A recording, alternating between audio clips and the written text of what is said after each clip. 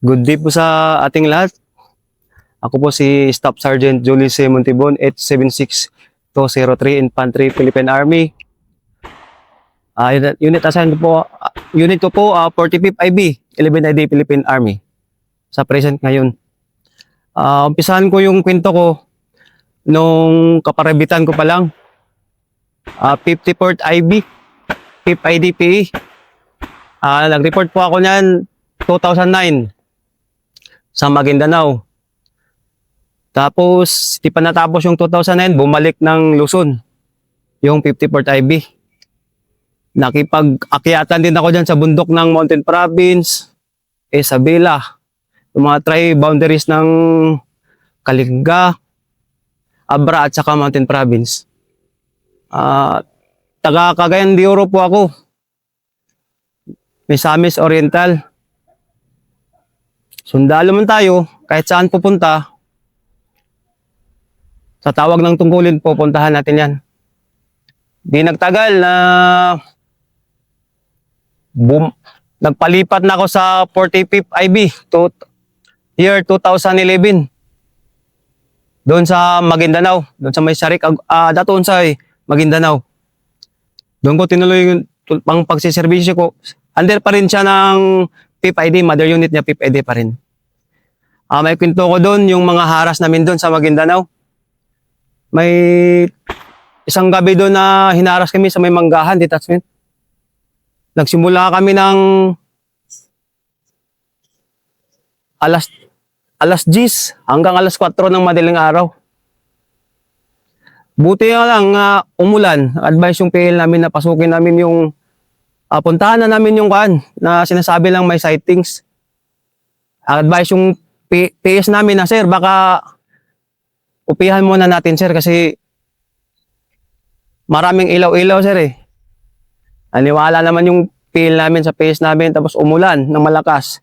After ng ulan, yun na. Medyo maligalig ng pumalit ng tubig, mga tinggana, hinaras na kami. Malakasang haras yun kasi kinabukasan nun, yung naipon namin na kapsula, sobra kalahating sako na doon sa may palayan. Pasalamat din ako sa Panginoon kasi kahit sa magdamagan na yun, hindi man lang ako nagalusan. Yun yung isang isi-share ko sa pagkasundalo ko. 2016, June, napunta kami ng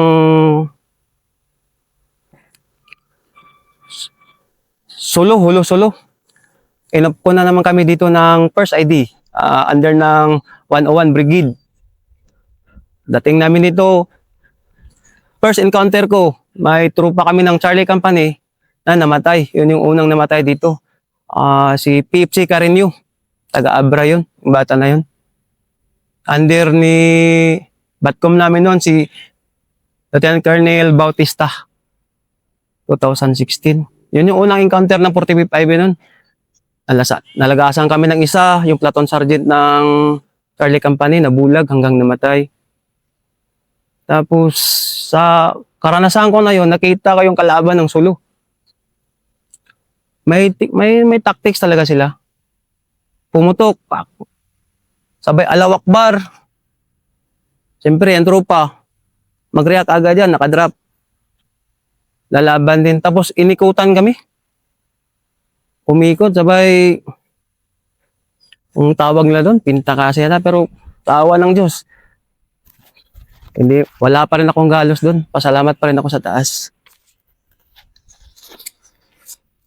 Sumunod na encounter. Yun na yung mga papitik-pitik, yung mawundid yung tropa about sa mga M23 na pinapaputok ng mga kalaban. Sa Sulu pa rin yan.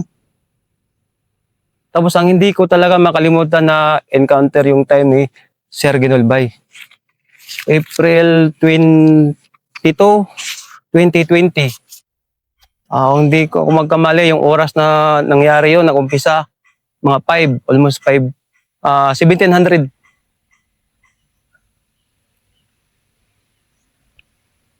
Nakakuan kami ng nakakita kami ng habang naglalakad kasi kami niyan, naglalakad kami. Nag-observe yung mga tropa. Tapos sabay halt. Halt kami, halt, long halt. Scouring. Habang nag-i-scour, nakakita kami ng trackings. More or less 20 plus siguro yun. In-scour namin ng maganda, medyo presko talaga. Advice ni Sir Ginolbay sa amin, yung CEO namin. Sinundan namin. Nawala pa ngayon eh. Pero, siyempre sundalo, may mga specialty na mga kasamaan, nakita pa rin yung trackings. Pero nung nabuo, sa tiningnan namin sa tropa, medyo dumami. Parang nag-merge sila, nag-consolidate. Doon sa may yun, Barangay Maligay, doon sa may sementeryo, sa mga barangay hall. Pinapahanap talaga ni CEO yun kung saan talaga yung trackings nawala. Nahanapan namin. Kadagalan, mga almost 3 o 3 siguro yun, 3 ng hapon. Habang naglalakad, medyo alerto talaga kasi mayroon ng trackers press pa. Tapos parang nag-consolidate, dumami pa sila. Yung lead scout ng time na yun, kabats ko, si Staff Sergeant Ilagan, corporal siya ng time na yun. Ako naman yung guide niya, yung sa squad. Sa scout platoon pala ako nun, first squad. Tapos may tusok kami doon na tinatawag doon sa 11 ID na Alakdan movement, yung 3 tusok. Kami yung una sa gitna, ang kabila Bravo Company, ang kabila Charlie Company, 3 tusok yun sila. Habang naglalakad kami, nakikita talaga kami na mayroon talaga, may trackings talaga. Tuloy-tuloy lang. Habang naglalakad, nag-request kami ng halt sa PL namin, si Captain Otilia. Tapos, malaking tulong din pala yung malaking tulong din yung may mga guide tayo na dinadala. Kasi nakikipagkwentuhan sa mga karanasan nila. May sabi na sa amin na, sir, habang may liwanag pa, sir, hindi kami tumatawid sa malaking kalsada, sir. Yun yung sabi ng guide namin. Yun tumatak sa isip ko. Pag-halt namin, tanong ako sa PL namin, sir, ilang meters na ba yung kalsada dyan, sir? Sa location natin, sir. Mga 300 meters na, Joel, sabi na akin. Sir, medyo ingatan natin, sir, kasi andyan na yan sila, sir. Kasi yung kininto ng yung guide natin, sir, nagkikwentuhan kasi kami niyan, sir, eh. Hindi talaga sila tatawid ng kalsada habang may liwanag pa, sir. Pagabihin talaga nila yan, sir. Doon na, inobserbahan namin. Naglakad na kami.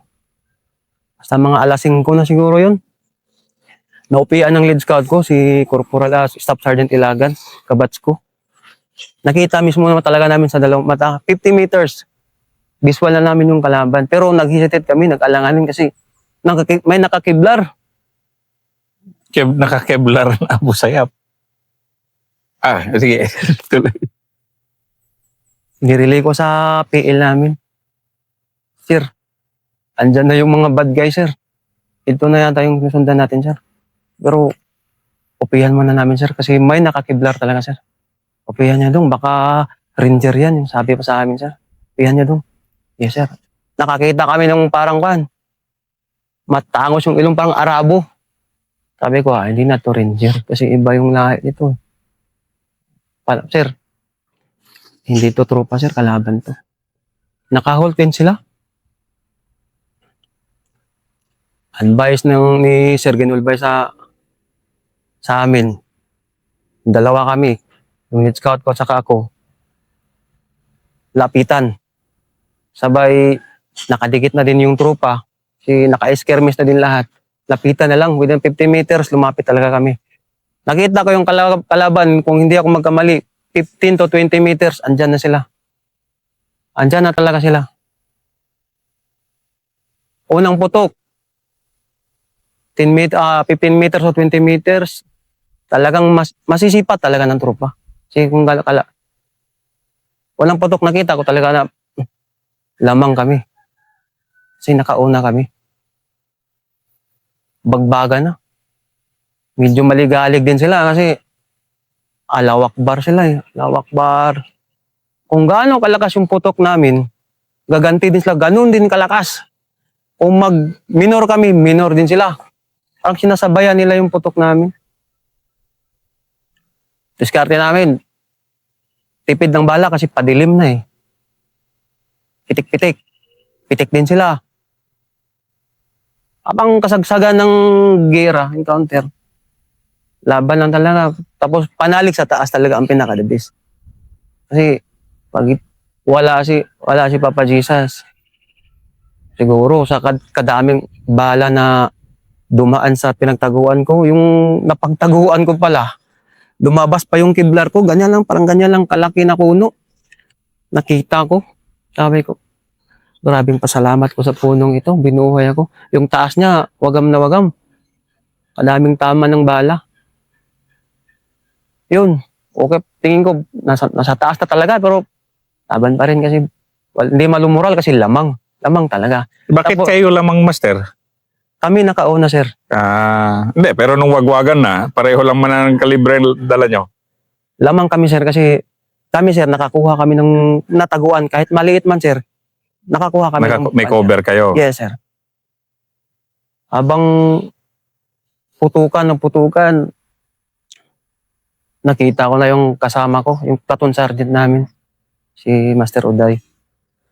Nagtawag na siya ng medics. May tama ako. Ang tama niya dito. Ubos ito. Pati dito.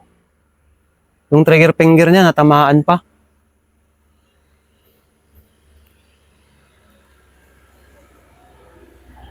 Tapos yung katagalan na yon, hindi namin magapang-gapang si platoon sergeant kasi kasagsagan pa ng putok.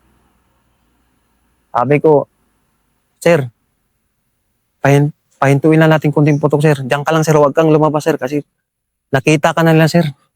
Ikaw yung pinupunterya. Kasi ikaw yung nakita nila. Putukan pa rin. Habang ng katagalang putukan, hindi ko in-expect. May pumutok sa taas ko. Yung M203 ng kalaban, yung bala nila. Doon, natamaan ako. Naundid ako nung time na yun. Buti na lang, galaw-galawin ko yung katawan ko. Makagalaw pa ako, makalakad pa ako. Laban pa rin to. Kahit anong oras na yun. Pitik pa rin. Para sa tropa, mahirap kasi dyan sa sulok. Kung itusok ulo mo yung ulo mo dyan, andyan na sila. Hindi pwede. Hindi pwedeng suksok ulo dyan. Kaya nga sir. Dapat laban talaga sir.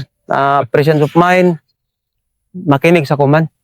Yun talaga sir kasi yung time nung sinabi ni Sir Ginulbay sa akin, sa amin, lapitan nyo pa. Lalapit ka talaga. Kasi mismo batalyon commander mo, andun na eh. Sumasabay na siya sa inyo. Lieutenant Colonel, Batcom, sumasabay tapos andun ka na, unahan mo na. Andun na yun, nabuhos na din yung moral ng tropa. Kasi andun na si Batcom. Talagang, laban na. Anong feeling ba na yung Batcom nyo kasama nyo? Gano'n ka-boost yung... Sir, yung parang yung si Batcom nga yung sa sir ko, si Batcom na, nangunguna na. Kami, pa kaya. Yun yung feeling ko doon sir na parang, parang maganda sa pakiramdam talaga sir. Kita mo, dong, abanti dong. Pag ganun ko, Batcom, abanti talaga. Alangan naman. Napangin na. 15 or 20 meters siguro yun, sir. Habang nagpupukpukan, si platoon sergeant namin, sir, nalapitan naman, sir. Medyo dumilim na, sir, eh. Talagang naiwan siya doon. Hindi namin iniwanan, sir, kasi malapit mo lang kami, sir.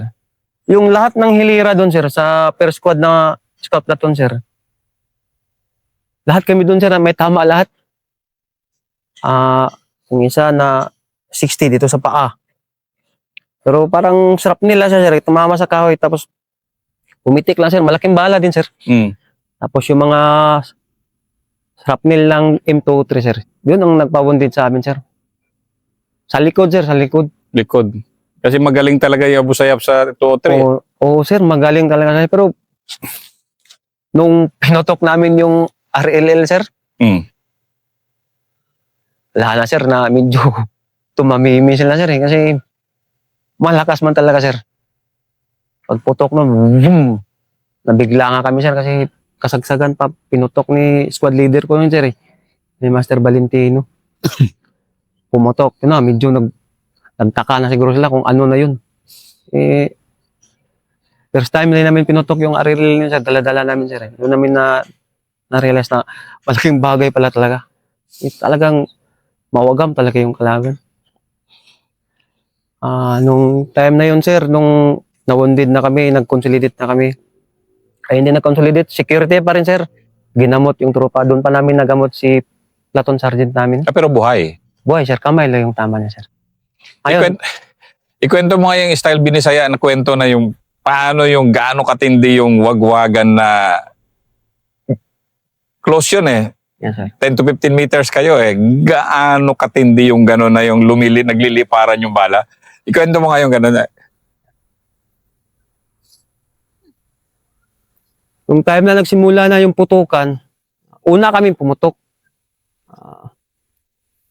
Unang putok namin, bang, brrrr, buga na. Yung nag-react sila, medyo nasa isip-isip ko pa nga, sir.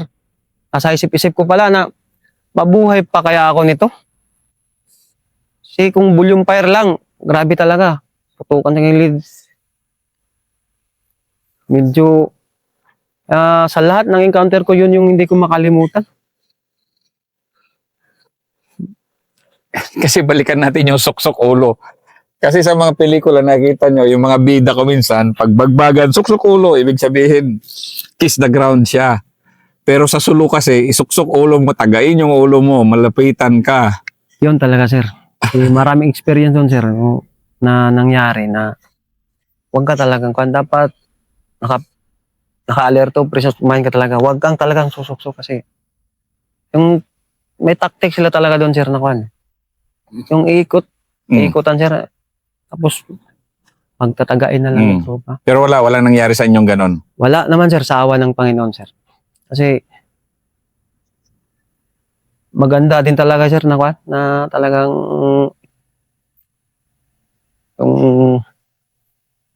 yung desidido lahat talaga, sir. Desidido lahat. Walang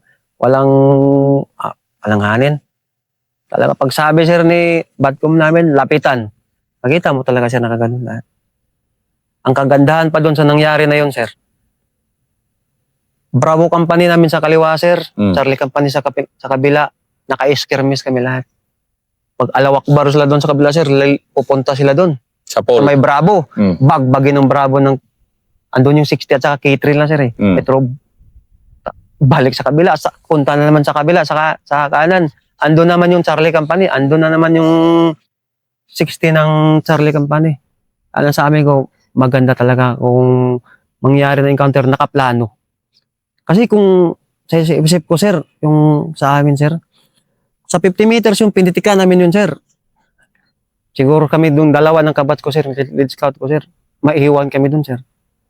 Kasi, dahil walang cover. Hindi lang cover. Kami mga nakauna, sir. Nakita namin, ginanong ko na sa likod, sir. Sir, kasi nakaupo sila, sir, eh. Hindi man lang kami naupihan, sir. Ang kagandahan nun, sir, nalapitan namin sila na hindi kami namamalayan. Ang nagapang talaga namin, sir. Kaya sabi ko, lamang kami. Kasi nagawa namin na nalapitan sila. Tapos unang putok, kita din talaga namin, sir. Kaya ko, nung naibak na nga ako, sir, nandun ako sa hospital, kinuha kami ng mechanized yun, sir, eh. Mechanized ang naglapit sa amin doon, sir, yung bakal. Sa isip-isip ko doon, sir, sabi ko, lamang kami. Sabi ko, sir. Tinanong pa nga ako ni General Villanueva, sir, time siya pa yung 11 commander. Kung anong nangyari. Ganun, sir, nakauna, sir. Ano na, sir. Sabi niya na, okay. Hirap kaya lumamang. Mahirap ang lumamang, sir. Bihira lang din Bihira rin makalamang, makalamang. sir. Kaya nga, sir. Kaya noon, sir, nangyari noon, inrab na rin talaga namin, sir. Wagwagan talaga, sir. Kita ko sa tropa, concern lahat. Kamusta ang NCO leadership nyo nun? Andun talaga, sir. Yung squad leader namin, at platoon sergeant namin, sir. Wala talagang maiwan, sir. Ganun talaga. Maiwan ka, wala eh. Sa likod, sir, wala. Talagang tulong-tulong lahat, sir. Doon ko makita na may isa pa kami, sir, Master Datoon, Sabsarin Datoon. Sinigawan ko siya, sir, huwag mong puntahan yung bauno na malaking kahoy. Kasi may kalaban dyan. May malaking cover yan dyan. May cover na sa sana, sir. Kukunin na, sir, huwag mong puntahan yun. May kalaban dyan. Sige, kami nakahilira doon, sir, na si Platoon Sergeant, ako, si Master Datoon, si Sergeant Barrio, 4 kami, sir. Kami sa Scout Platoon, kami lang wounded doon, sir. Puro islet lang yun, sir. May tama ng bala, sir, si Platoon Sergeant namin, sir. Dito. Ubos to, sir. Nga ganun, putol. Nakaganyan, sir. Hindi man naputol, sir. Naoperahan niya, sir. Pero pangit na, sir, nakaganon. Tapos, nagtakaan ko, sir, nung andun na sa liang. Tingnan ko yung bandoler niya, sir. Andun yung bullet, dumikit sa sir. Sa magasin, sir. Kaswerte pa rin.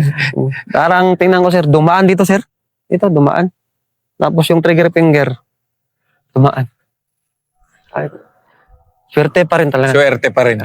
At ako, sir, malaking pasalamat ko sa Panginoon kasi akala ko hindi ako mabuhay doon kasi antakin ko, tinignan ko yung tinaguan ko. Sinibo yung buhay ko. Kaliit. Yung mga lansones na kahoy yun, sir. Ay, maliit lang yun. Lumalabas yung ulo ko, nakaganon na siya, oh. Nakagalabas ang kidlar. So, pag manalig ka sa taas, sir, walang imposible. Tawag ka lang, sir. Para sa, hindi naman siguro mali ginawa namin kasi mga pasaway na tao yun. Pero yun nga, kasi yung pananalig sa Panginoon kasi yan, katulad natin ngayon, yung ating mga kababayan na nanonood dito, parang naano rin sila, natutuwa din sila na malaman na yung mga sundalong Pilipino ang lakas, ang taas ng pananalig sa Diyos ba? Paki-explain mo ngayon, Master, yung bakit lahat ng sundalo talaga, sa totoo lang. Kung wala kang pananalig sa Diyos, wala eh. Ikwento ngayon, Master. Para sa akin, sir, kasi wala bata ako, sir. Talagang pinapangaralan ako ng magulang ko. Simba, kanyan. Kahit nga ako, sir, yung pagkasundalo ko, sir, dinasal ko to, sir. Binigay naman sa akin, sir. Ako, alam ka, kung malakas ang pananalig mo, sir, hindi ka papabayaan sa taas. Tapos yung about naman sa yung na-encounter, sir, about yung kung gaano kalakas ang pananalig ng isang sundalo. Sa experience ko, sir, meron kasing what if kung andun ako, sir. Doon ang natamaan, sir. Doon ako galing. Sabi ko, kung dapat every lakad, gabi, magdasal talaga sa taas sa Panginoon. Kasi andyan lang yung Panginoon na nakikinig sa atin. Kahit anumang subling sakuna na darating, mangyari man, siguro slight lang, katulad sa akin, wounded sa likod lang. Kunti lang siya. At papaano? 2 o 3 lang. 2 o 3 wounded lang. pa rin, pero tamang bida lang. At least, sir, buo pa rin siya, nakakatrabaho pa rin. Pero ngayon, Master, nandito ka sa Basilan, Mindanao boy ka, pero malayo-layo pa rin Cagayan de Oro, no? Malayo, sir. Ano pa rin? Kuan lang, sir. Pasalamat nga, sir, kasi may video call na makikita yung Yun lang asawa, talaga. kapatid, nanay, tatay. Yun lang talaga yung maganda naman sa mga panahon na ngayon. Kaya nga, sir. Kasi nakikita nila, sir. May signal pa, sir, malaki. Kasi yung sa'yo, di naman, mga kasama mo kasi dito, karamihan, taga Luzon. So, Luzon, uwi sila sa Zamboanga, lipad na ng, papunta sa mga probinsya, Kalinga, Isabela. Ikaw kasi, pagpunta mo ng Zamboanga, ilang oras yung bus ride mo, sir? Dati sir, nakukuha ng 12 hours ng rural transit yan sir. Ngayon sir, dahil sa speed limit, 15 hours sir. Dating ko ng Cagayan sir, sakay na naman ako pa Maramag Bukid doon sir. 3 oras din sir. Di lang. 3 oras na lang papunta Maramag ngayon? Paggabi sir. Paggabi? Kasi pag-araw, no? Araw sir, traffic sir eh. May traffic sa Manolo eh. Karating sir, mga alas 4, alas 3 na madaling araw. Pero iba yung kaligayahan pa rin makauwi sa pamilya kahit nakasaan ka, gaano ka kalayo, no? Kaya nga sir, kasi dito sir, ang ramdam ko talaga dito, pag yung parinar na sir, uwi na, arinar na, masaya talaga sir kasi makita mo yung pamilya, makasama, kahit ilang araw lang, susulitin din namin yan sir, pagdating sa pamilya. Bihira yung banding ito. Sa akin nga sir, pag kakauwi ako sa amin, ubusin ko yung oras ko sa anak at asawa ko sir eh. Ako yung tagahatid sa kanila sir sa school. School, sa trabaho, hintay na naman. Yun yung routine ko pag makauwi ako sir eh. Tagalaba? Pwede pa sir, Tagaluto. Andun na lahat sir. Kasi Bihira lang makauwi sir. Bihira lang makauwi. Yung sundalong Pilipino, 99%, baka siguro 99.5% mababait na asawa yan. Kung umuwi, kasi ilang beses lang naman sa isang taon makauwi, tagaluto, tagalaba, tagahatid ng bata. Yan sir, yun talaga yung routine ko sa bahay pag makauwi. Yun di ba? Yes sir. Pakita ko rin nila na kahit ilang araw lang ako dito, susulitin ko. Kasi yung karamihan ng araw mo ay talagang pagsisilbi ng iyong bansa, di ba? Yes sir. Ngayon katulad nito, Master, nandito kayo sa Basilan. Wow, 1978, 77, pumutok na ito eh. Ngayon, medyo may tension pa rin. Natapos nyo yung mission nyo sa Sulu. Nandito naman kayo ngayon. Yes sir. So paano nyo hinaharap yung hamon din dito ngayon? Dahil ibang-iba ang Basilan. Pero lahat ultimate na napuntahan nyo na. Maguindanao, Sulu, Basilan, mga ultimate. Yes sir. Dito sir, sa ako lang, dubli ingat pa rin kami dito sir. Kasi mahirap magtiwala sa tahimik sir eh. Ngayon sir, may tension mahirap pero magtiwala sa tahimik. kaya nga may tension pero hindi katulad nung time sa Sulu sir na andun talaga sir. Andyan talaga kahit saan ka lumingon, meron sila dyan. Dito sir eh, medyo dubli ingat. Tapos, makikihalubin. Isa dyan sir sa baba, yung mga civilian dyan. Maganda din sa lakan sir, makakwentuhan. Meron nga dyan sir na may kwan dyan sir eh, may yung kaibigan natin dyan sir, yung may tindahan. Sir, buntis na sa time sir, medyo iba yung pakiramdam ko. Napunta din ako ng medical platon sir eh. Pagka-wounded ko nun sir, sa medical platon ako nilagay. Natuto din akong mag-BP sir ng kwan. Yun sir, malaking tulong na pala sa kanila yan sir na. Yung nakakatulong kayo sa ano? Yung nag-BP sir, pinukunan ko sila ng blood pressure nila. Diyan sa baba. Tingin ko sa matatanda. Sir, salamat sir ah. Tawagin lang kita sir pag kwan. Ibang pakiramdam ko. Sige na tawag lang kayo. Ang makita ko sa kanila sir, yung ngiti sir, na kwan, na ibibigay. Diba? Dahan-dahanin lang. Hindi naman siguro lahat makuha sa kwan dyan na. Siyempre, makaibigan natin sila sir. Maliit na bagay sa'yo, pero malaking bagay sa kanila. Bagay sa kanila. Yun yung ano sir. Kung andyan ako dyan, sir, iba yung pakiramdam ko. Kuha ako ng BP. BP ko sila. Tingin ko yung kaligayahan. Masaya sila sir. Kahit doon din sa Sulu sir, ikwento ko din doon, yung nagtitinda doon sa may basketball court. Nung time na yun sir, pag alis namin, umiyak talaga yun sila sir. Ganun? Yes sir. Yung mga matatanda sir, nagbibinta sa gilid. Talaga? Umiyak talaga sila nung umalis kami doon sir eh. Kasi ang Sulu Basilan, ilang dekada kasi ito na maraming galit sa sundalo na nadadaanan. Pero yung pag galing ko rin doon sa Sulu, kumakaway, nakangiti yung mga bata. Yung time nga nag-seminar ako doon sa 11 DTS sir sa Sulu. Nakikita ko yung mga kapitbahay naman sir. Grabe sir, ganun talaga yung parang, uy na, parang, yung kan ba sir, yung parang, yung araw-araw ka nakikita doon, nakuusap. Eh, parang pamilya na rin, sir. Nung umalis kami doon, sir, talaga, sir, tumulo yung luha nila, sir, eh. Sa akin din, sabi ko, matatsin kasi tao lang tayo, sir. Hmm. Ganito pala yung pakiramdam na nakaibigan kasi namin yun, sir. Yung sila doon. Sabi ko, ito pala. Masaya ka bilang sundalo. Masaya ako, sir. Masaya ka bilang tagaluto sa bahay niyo pag Masaya pa rin, sir. Maraming salamat, Master. Yes, sir. Thank you rin, sir.